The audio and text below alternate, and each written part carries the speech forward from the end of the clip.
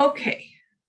Well, welcome. And as we're praying for Molly Carlson, let's also pray for Pastor Mark Milligan of St. Peter's, Frankfurt, who is recovering from pneumonia. He was hospitalized with pneumonia for several days, and it kind of grew increasingly worse. Now it is thankfully getting better, and he is at home, but does face some significant recovery, and so that congregation will have some significant pulpit supply for the time being. So please hold Pastor Mark and that congregation in your prayers. Our guest today and our topic today in the All Conference Chat is Reverend Scott Matheney, who is the chaplain at Elmhurst University, as I believe it's now called. And Scott is going to talk to us about, I believe, the 150th anniversary of the university and his ministry there in relationship to the students and the constituents of the college, and within the wider context of the Illinois Conference United Church of Christ. So I'm going to mute and turn the floor over to Scott. And I do have a video to play for you corresponding to his presentation when he tells me to do so. Thank you, Stephanie, and thank you all for this time, the opportunity. I see a lot of very friendly faces that I've had the joy of being here at the university, college, now university for, some would say dinosaur years, but I have been here for quite some time. And it is critical. I'm so thankful that Molly and Sarah and others said, can we do something about the 150? Because that marks a moment in the life of the institution. The institution was, as you all know, founded by what is now the United Church of Christ, and that relationship is very critical to me and to the president and others. The question is always, what does that relationship look like and mean, and how is that lived out? So I've had, as many of you know, we had the joy of having Kim Whistler-Vasco here for a part-time position that had to be moved on because of money. And we had a great history of Confirmation Day that kept dwindling, and eventually in conversations with everybody in the conference, this decision was made to let that go. In this 150, we need to be thinking strategically about what does the relationship look like? And in the United Church of Christ, for at least me and how I understand the relationships of localness, and so the desire to have 150 UCC congregations that are in covenant relationship, and that means what the church gets to decide. But it is a way to say that we are connected in organic, historical, and future thinking. And I have been very clear about making sure, unlike the president, that this is not a financial conversation, that it is really about mission and values and what drives higher education. So there are some things that we've sort of fleshed out that kind of lead into, like all of us, our numbers are dwindling in terms of students that come here that are UCC. But we always have some really strong kids, and we have a couple right now that are crackerjack that are helping lead the UCC Fellowship. And we've had, as you know, a long history going back to Bernice Powell Jackson of bringing a visiting scholar from the national church to the base of the campus to engage the campus and the conference. Casey Blackman was with us this last year, and we are working on a couple people now for the future. And I'm so thankful Molly has really jumped in and wants the conference to be more involved in that. So there's that piece that's going on. And it's actually leading to, in the principles right now, I'm actually writing what would be called a covenant of solidarity. Elmhurst University and the United Church of Christ, working with National, John Dorhauer, Molly, and our teams here to try to come to some next steps about what the future post-150 is. The 150th actually will end Saturday at graduation. So we're in the middle of finals and graduation activities coming up right now. And I'm anxious to not go too long because I really do hope that we can have a conversation about what some of the next steps might look like. one of the steps has always been admissions. And thankfully, under some of the UCC pastors that are on the board of trustees with me, they've constructed a very significant scholarship under the Niebuhr name. And that it's a competitive scholarship that is actually a full ride. And while it's not necessarily UCC in the sense of who gets it, it lifts up Reinhold and Richard Niebuhr, alums of the institution, that are rooted in the faith and the United Church. So it's another way to kind of mark structurally a living, ongoing relationship, similar to the churches, the local churches, similar to what we hope to be. We're not going to bring back the confirmation day, but some sort of annual gathering for the conference on campus that would meet, say, the needs of some of the local churches in the conference and help push the institution. So we have national staff that are new, the interfaith work. They've written for me and we're using their materials. I just had a long conversation with Velda Love about doing something around diversity and equity here that would be for the conference, for the university.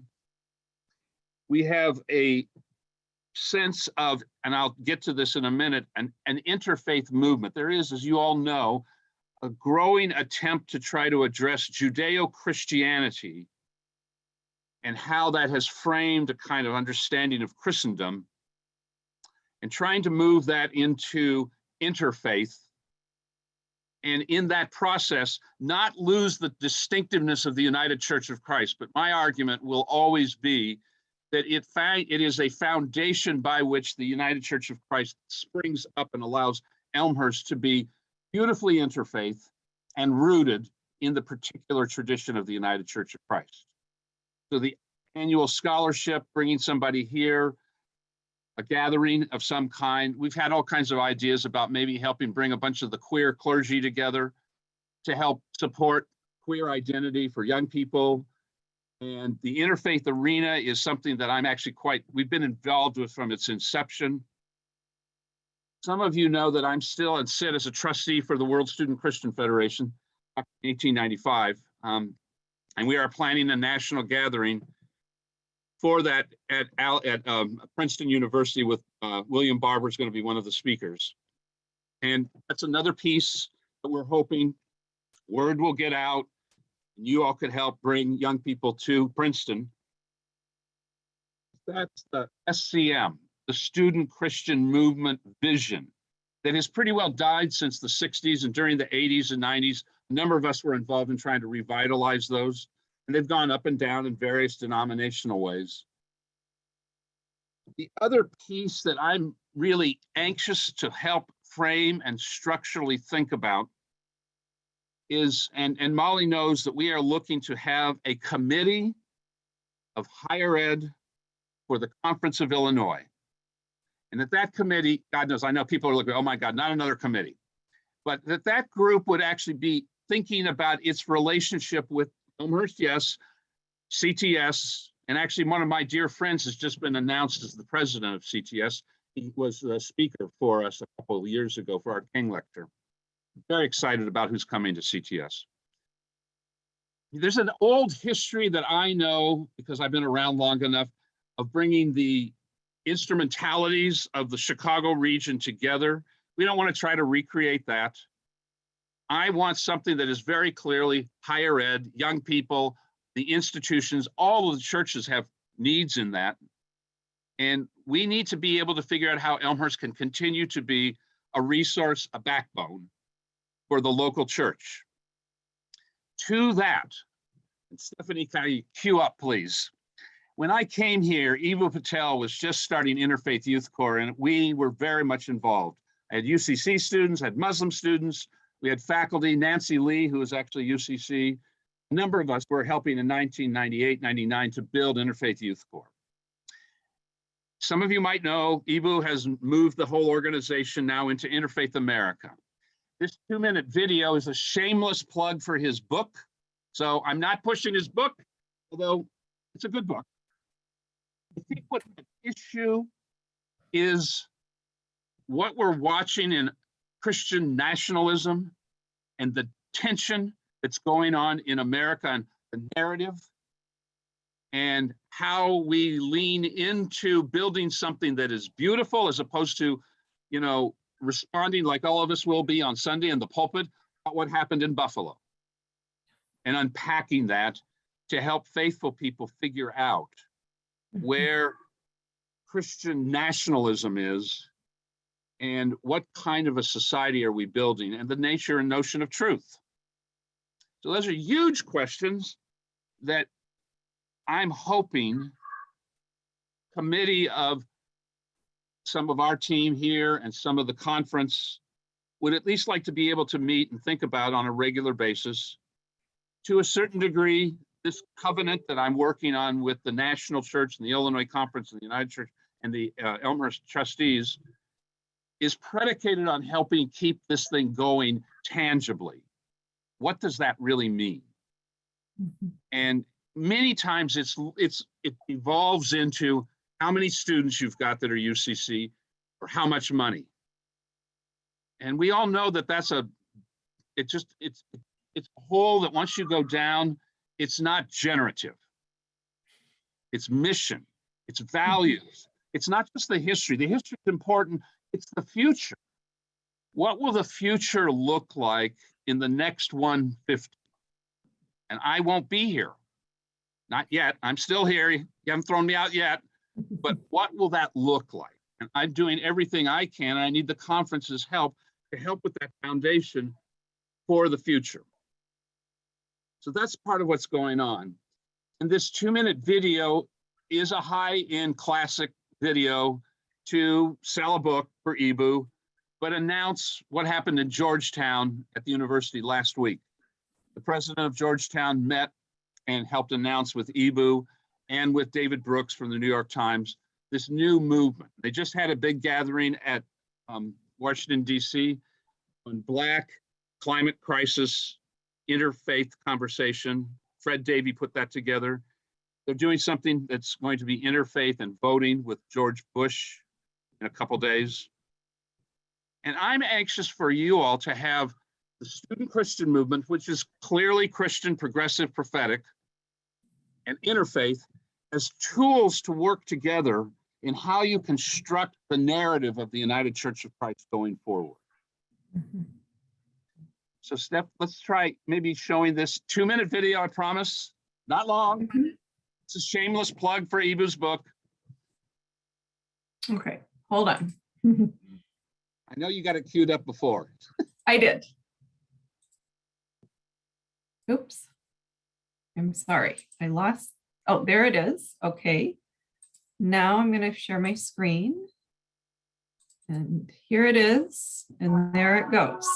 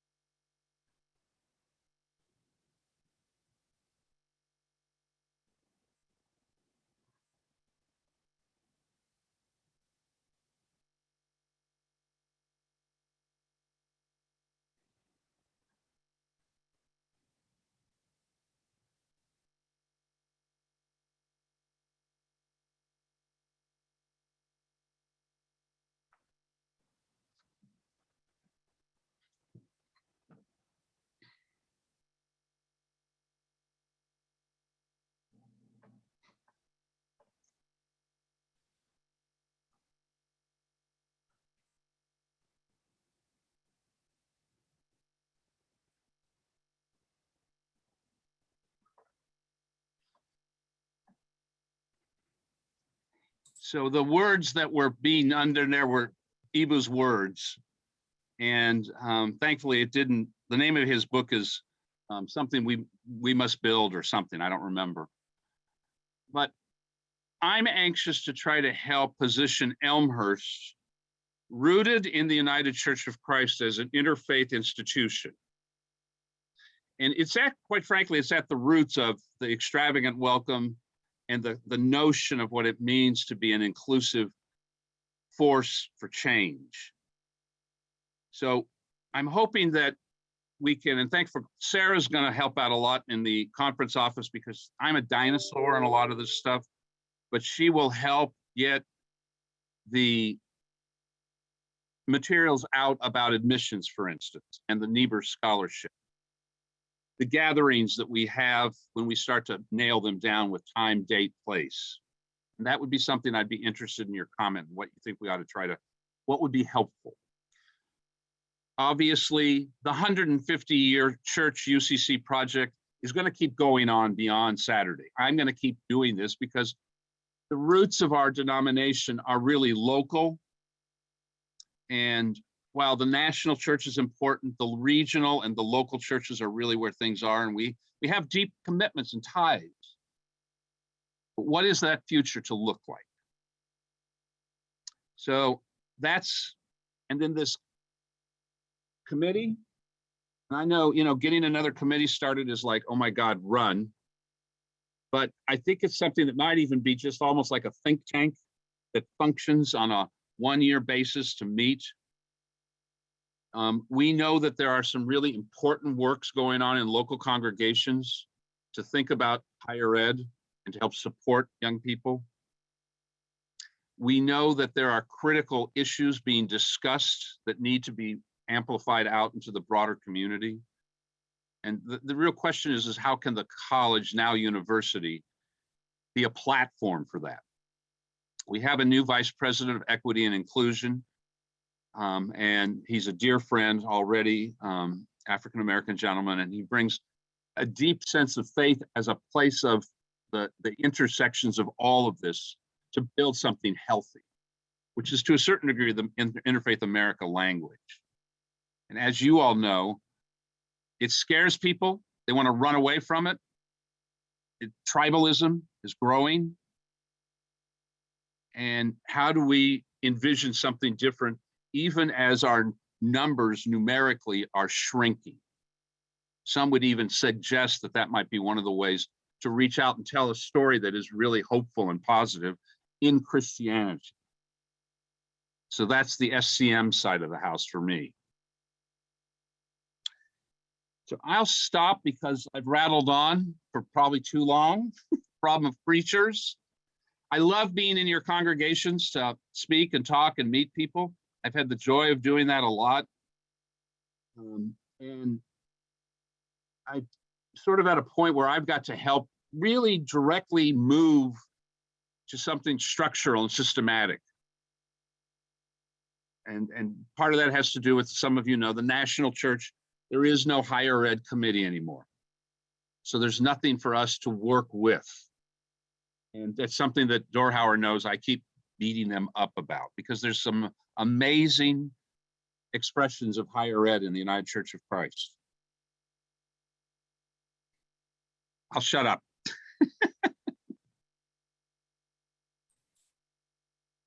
And I see one thing.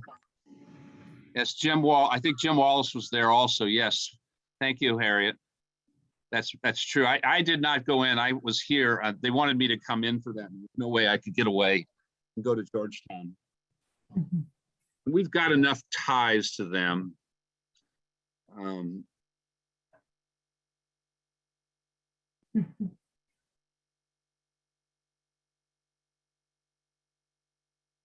So over in the chat, Reverend Murph is volunteering to be part of the think tank. Just want to make sure that you know that, Scott. And do you want to open up for some questions or discussion? Absolutely. Okay, so the more the better. Comments, all right. Critiques, questions. Okay, just if you want to engage, just turn off your mute and chime right in. We're small enough that you don't need to raise your hand, I don't think. So you might want to just one more thing that is really wonderful. Mhm. And I do need help on this also. The national government designates universities and colleges at a certain level when they reach a number of Hispanic community members. I think it's 26 or 7%. And Elmhurst is now 28, 29% Hispanic. So we now become part of the Hispanic serving institutions. That means you can open up and ask for money from the government. Mhm. It also means that I've actually asked Jorge Morales and Martha Mendoza to be a part of our thinking. They live in town, how to help support Latinx, Hispanic, or whatever term you want to use, knowing that disproportionately they're not UCC, and that's okay. We do have some, Mhm. but disproportionately they're probably Roman Catholic. Doesn't matter. How do we care for students that are Hispanic? Mhm. And it's again another the story of how does the United Church care, which it's amazing. So that's another piece that is in the puzzle. And I'd love, anybody that wanted to help us with that.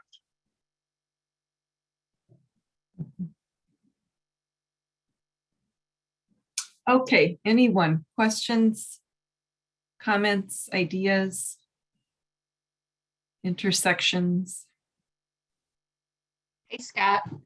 I'm Tracy. I'm the director at Tower Hill Camp and Retreat Center. So I'm hoping that we can be one of the 150 plus. So it's, it's not a church community, but it is kind of still a faith community. So we'd love to work with you, partner with you, and, think about how we can support you and how we can work together.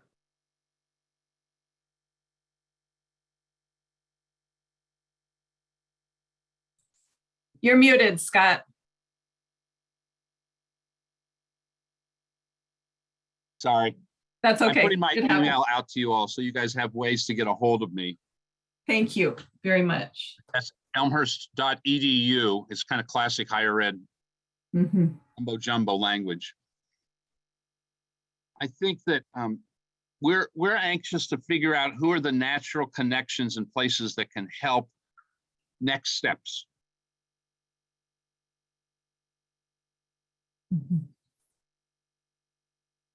This is Dan.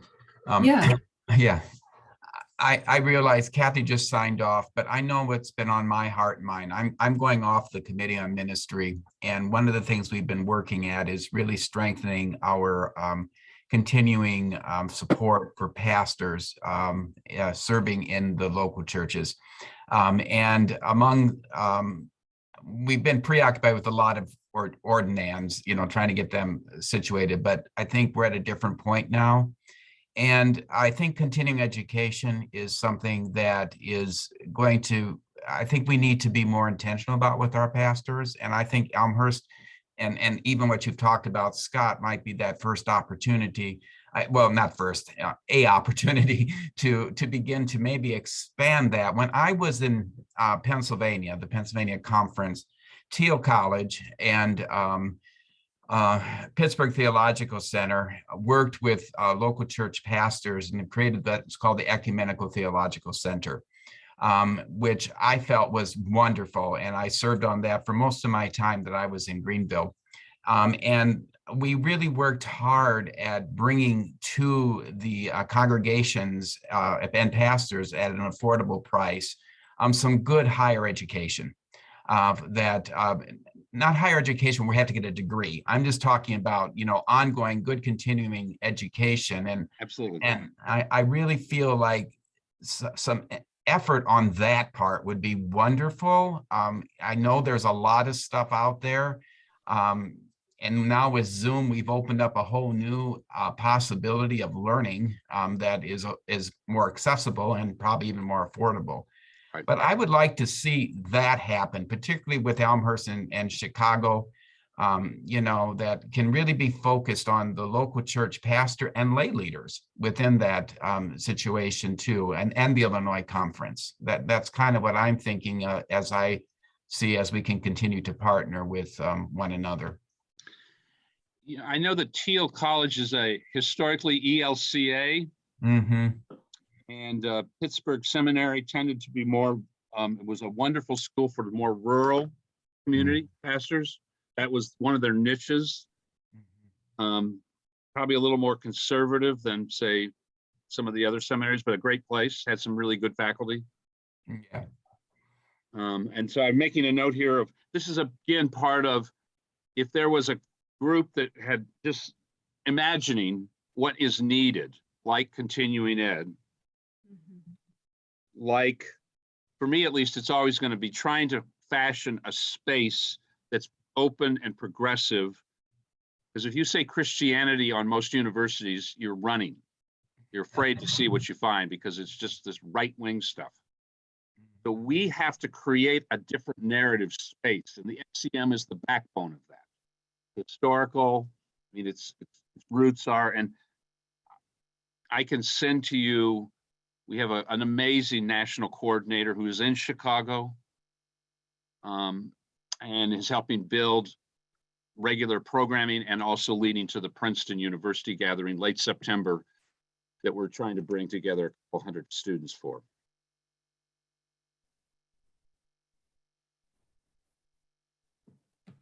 Can you explain why the central office would do away with the higher education commission? Was it a matter of money? I appreciate it, Jane, a lot. Thank you. My sense is that from John Thomas's presidency into I'm showing my age. Intervening presidents. Right, that higher ed, there's the seminaries, and they have their own agenda and needs, and they have a lot of money. Higher ed just kind of got lost in the shift and transitions.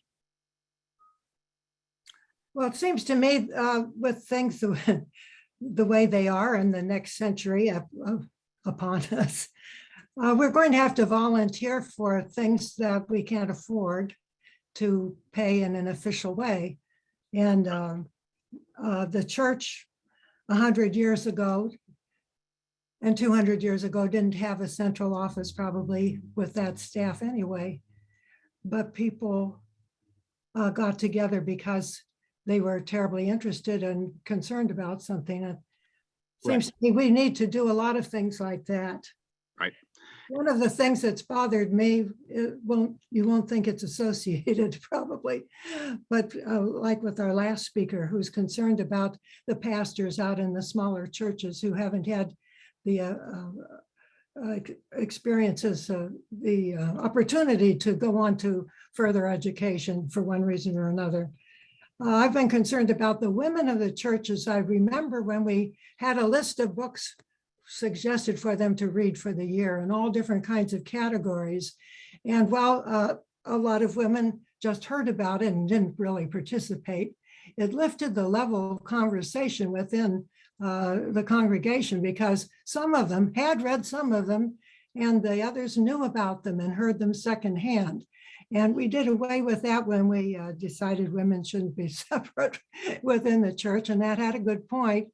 But what we need now is a higher education committee that puts out a recommended list of paperback books and different kinds of reading that would lift the level of the congregation. So it seems to me, while you're concerned with the institutions, and rightly, and with the students, that you want to gather together and promote for the future, we're also concerned with education in a lot of ways that we've kind of lost. Mm-hmm. The volunteers could do those things and promote them. And it just seems to me we're going to have to do a lot more volunteering. Absolutely. It's one of the reasons I'm asking for something that looks like, I don't want to turn it into, this huge thing, but something that looks like a committee that can actually talk about priorities and what is needed. You can't do it all, but you can pick and choose and identify some kind of key trajectory themes that would be of help, like this continuing education conversation, or. I can cook up all kinds of things here in my little office in my community here. What I need is, I think, the kind of banter back and forth with a group internally to the conference that would help the conference and be in that kind of organic conversation, relationship building. And again, I don't want to, not monthly, but something that looks like helping us talk about progressive Christianity and student work. I mean, I had a student in yesterday, he had never heard of John Spong, and he read, I told him to go read the book, Why Christianity Must Change or Die. And last night at 12, he texted me and said, I wish somebody had showed me this book many years ago. And that's the level at which I think we're dealing with a lot of folks that just don't know anything at all.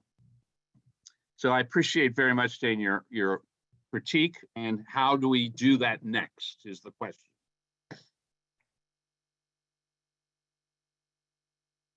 A little bit of a segue, but I am aware from my time in the local parish, which was not that long ago, that we were often trying to encourage students to apply to Elmhurst or apply to any of our UCC related schools and the scholarships available. But I'm also remembering that we had a young man who attended a program at Elmhurst that I think he's still in for neurodivergent students. ELSA. Is- It's a great okay. program. The Yeah. ELSA program is amazing, and it is unbelievably expensive. There's just no real Yeah, fair financial enough. support on the Mhm. side. So Mhm. it becomes, it's an amazing program. And we've have students working in our office that are part of the multiple levels of capacity Mhm. neurologically. Yeah. Some are, Yeah. not strong, and Mhm. some are taking degrees. Mhm. Mhm. So it's an amazing gift. It is small, and it's small because of money, Yeah. Yeah. but it has Yeah. produced some really great stories. I mean, amazing stories in Yeah. there. Yeah. And I'm aware of at least one of those. And, Sure. that's maybe not something that directly intersects with everything you're talking to us about, but it's certainly something we can promote and try to make people more aware of. Because money aside, there just aren't really that many programs I know. for students who have those needs. So thank you for that. Other comments or questions? We always try to be at Synod, and that's been a basic commitment. Mhm. We actually were able to pony up some money for a speaker at Synod one year. But that's, it goes up and down with what resources I have access to or the school's willing to put up. Mhm. But and I just don't have the time to be going to, we have an Illinois conference, but we have other conferences that we should be nurturing. Yeah. Yeah, like hard. It's just Wisconsin, hard. right over the border, and yeah, places where kids would come to Right. Elmhurst from. Yeah. Yeah, we've got strong ties in downstate Illinois, St. Louis, Wisconsin, you can kind of Texas, blah, blah, blah. Mhm. Mhm. So I appreciate the time and then the steps forward. Obviously, I'm going to be kind of making a little note to Molly and saying, all right, thank you. And then we have one person that wants to help out with the committee. Yay. Well, I would too, but I think one ACM is probably enough, and it really is more in Terrell's area than mine. I'm just interested. You guys can sort all that out. I mean, I know it's just, there's never enough hours in a day. Right. So, But that's good and holy work. and I see somebody was thankfully helping jog my memory. It was Joffrey Black. And Joffrey has an honorary degree from here. He's a dear friend. And it wasn't his problem. I think it was just the inertia of the denomination. And you all know that really well. The inertia of the denomination, and things slip through cracks. Yeah. So Well, and maybe that's okay. I mean, in the sense that Jane was kind of saying these things do need to evolve. And we're in such an interplay faith pluralism forward kind of moment, I think, that whatever the structures are that are needed within the National UCC to facilitate those conversations may be different structures than existed previously. And that's just the reality. I mean, you know, Tip O'Neill's great line, all politics is local. Yeah. And so for me, that really says, you know, we need a group of, 5-10 people that think about this kind of stuff, some sort of Yeah. structured, ordered way for Chicago. Yeah. I mean, certainly the new president at CTS is going to be drug into all this because he's a dear friend, and I will be dragging him into this. I'm going to put you in touch, Scott, with, do you know Rabbi Pupko at the Jewish Federation? He's a senior rabbinic scholar. I know him quite well. Okay, well, he probably fills your inbox already then. No, it's fine. He's a good guy. He's off the charts. He's bright. Mhm. The Israel-Palestine thing is a dynamic piece in our life. Sure. I have a very significant Muslim population and a wonderful little Jewish team. Mhm. And our denomination and the Presbyterians, the UCCs, the Lutherans, a lot of us have landed in places that he's not happy. Get it? Yeah, I mean, I talked to him about that personally from time to time, but I've also experienced his teaching to be really He's an formative. extremely bright person Yeah, and I'm quite gifted. yeah. They have a new chief rabbi. Michael Belinsky's retired, Mhm. and they have a woman, and I haven't gotten her out here yet. That's the chief rabbi for Chicago. Rennie Diekman. Yeah. Right. Yeah, she's a lovely woman. So at any rate, just really appreciate your time with us and these No, it's wonderful. Thank you so much. fertile I will always say I'm so thankful that both national, but the local, especially Illinois, has always been extremely helpful and supportive. It's just a matter of what do we need to do next? Yeah. And not, it's not the eschaton. You would like that, but it's not. What is it that we can do that we can pull off? Yeah. It would be really useful. I'm sorry, I'm kind of sitting back here. This is Dwayne Lottie. And actually, I just graduated from seminary last week up at Garrett Theological Seminary. And our speaker was, for the commencement, was Bree Newsom Bass, who, for those of you who don't know her, she's the one who ascended the flagpole in South Carolina and tore down the Confederate flag and basically said, no more. And I think that, and I'm going to say this coming out of academia right now, a lot of my cohorts that are really much younger than I, they want to see action. It's not just education. And I'm wondering sometimes, like with schools or like Elmhurst, and then my affiliation with Elmhurst was I went to North Park College, so they were the rivals in basketball and football. But I guess my question is do colleges see themselves in terms of promoting activism, of really getting people who are they willing to stand behind kids who are going to take a stand for their faith and end up being thrown in jail or get arrested for trespassing or are various measures of civil disobedience. It's really nice to read a book and it's really nice to understand what's going on out there. But I think that there are a lot of, especially younger, those who are in college, want something, and I think that besides academia, they want a purpose. They want something to drive them. And I just wonder,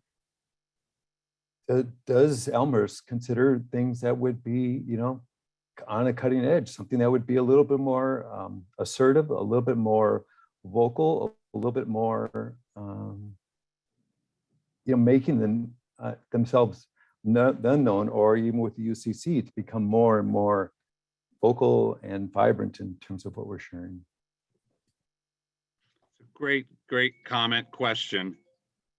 I was just in a meeting yesterday.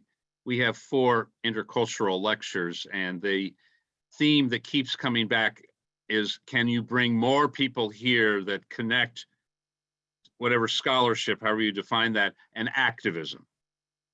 So the Bill Johnson guestship or the Genevieve Stout on women's issues. We have this LGBT lecture named after Bill, graduate of the college, and helping tie together the history, but also activism. Now, do we do it well? I don't think so. I think most places are being more driven by timidness, and they're afraid because of numbers. And if they look too far to the left, in this case, what I'm thinking, that will turn off donors. So there's that tension that's going on. And I think that's the kind of questions that you hold certain people, me and others, presidents, to the feet to the fire. What are they doing to address climate change? What are they doing to address things like Buffalo? And right now nothing's being done because they're finals and it's graduation, so everything is down. But are the models of being lifted up helping people take positions of moral character and put their life on the line, as you're saying? And I think it's a very good question. It's a hard question for all the institutions. How well do we do that?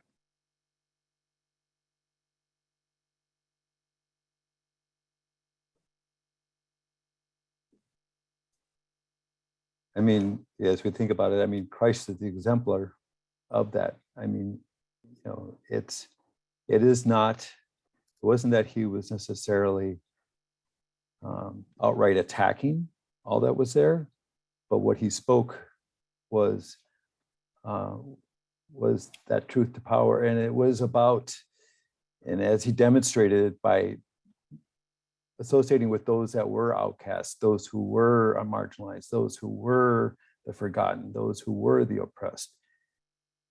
That's where you ran into the trouble, because those who had made the decisions, those who lived in academic towers, those who lived in, schools of learning, didn't want to agree with him because that was revolutionary. It was, and again, yeah, as I say this, I convict myself with every word I say, but it's, that's something that we need to think about. It's not just acquired knowledge, it's active knowledge. And how are we professing that?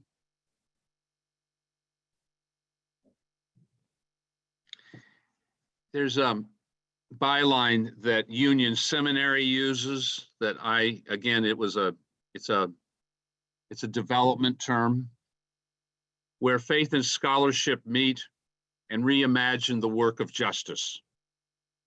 Now, that is Madison Avenue at its best. But it is a little bit like the psalmist, where faith and righteousness meet and they kiss each other and justice springs forth, the 98th Psalm or something. I do think that there is a disconnect between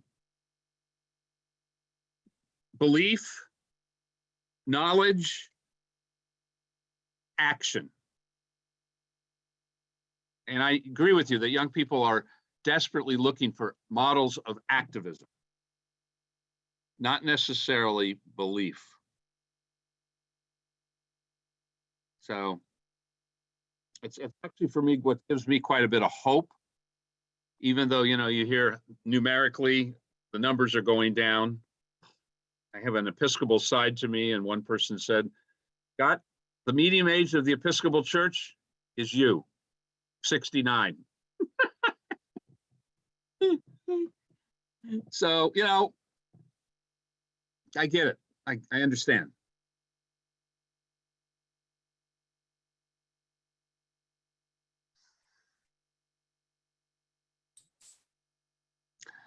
I'm happy to stay here and keep thinking together with you all. I'm also conscious that, you all gave me a 15, 20 minutes and we're way over that, which is wonderful. And it's a big gift.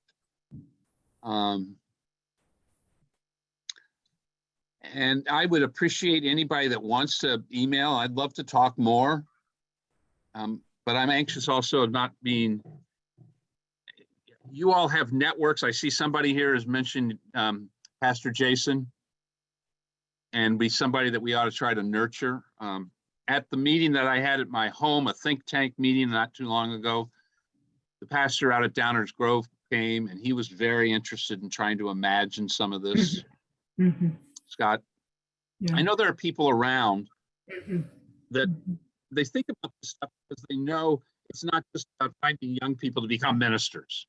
That's Right. important. I get it. And our office is a backbone of pre-seminary thinking, which numerically we're down right now, very low. Mhm. But there's more to that conversation than just bodies, moving bodies in. Right. And that's, for me, I think there are people, it's like the Niebuhrian tradition, which is, of question, but it still has its roots, and it does talk about social critique and activism. Mhm. Mhm. Yeah. Scott, thank you. I'll keep the call open here. We do conclude at 4, but if people want to stay on and continue to chat with Scott, and you did have the floor for the day, you were the topic, so don't worry about taking the time. That time was given to you and to Elmhurst. As you Yeah. as you think about, I would love to see, email me about what you thought about the 2-minute video, Interfaith America, Mhm. Mhm. because I do think there is stuff starting to move around about how Judeo-Christian tradition, that language, has got us in the place that we're in, and the inability to become bigger and grow, become larger. So I'd be interested in that kind of conversation at some point. What does that mean for us going forward?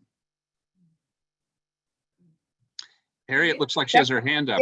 Yeah, I think this interfaith America is really what you say is an important thing. And following up on what Stephanie had said earlier, I did put the link in the chat for the YouTube video. It's that inauguration of Interfaith of America, or the transition from the Youth Corps, is about an 1.5-hour YouTube video. And Eboo Patel's new book is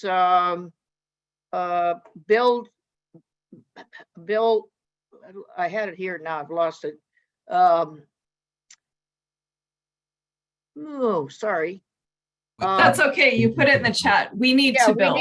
We need to build field Right. notes for a diverse democracy. And it had a 2-minute trailer. This is no time for us to be timid Christians, with the white nationalist Christians a real threat to our democracy. But we need to be timid and gracious to recognize the broader interfaith community that has been part of this country, really, to some extent, since before. I mean,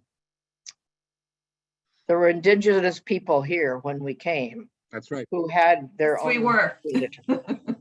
That's right. We said Elmhurst College sits on a particular land that has a history through the Episcopal Church, but before that, you can kind of keep going back. Right. It's probably the circle of 3 fires: the Potawatomi, Yes. the Ojibwa, and Ottawa. Yeah.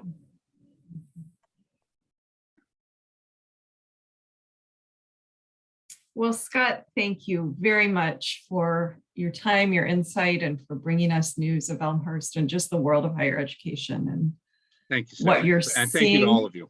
Absolutely. Absolutely. I will maybe conclude. I'm going to stay on the call a little because I have to talk to Ken Webster, and we're just going to do that here briefly. But anyone, I won't cut anyone else off. We are here until 4 o'clock, but also wish others peace as they depart.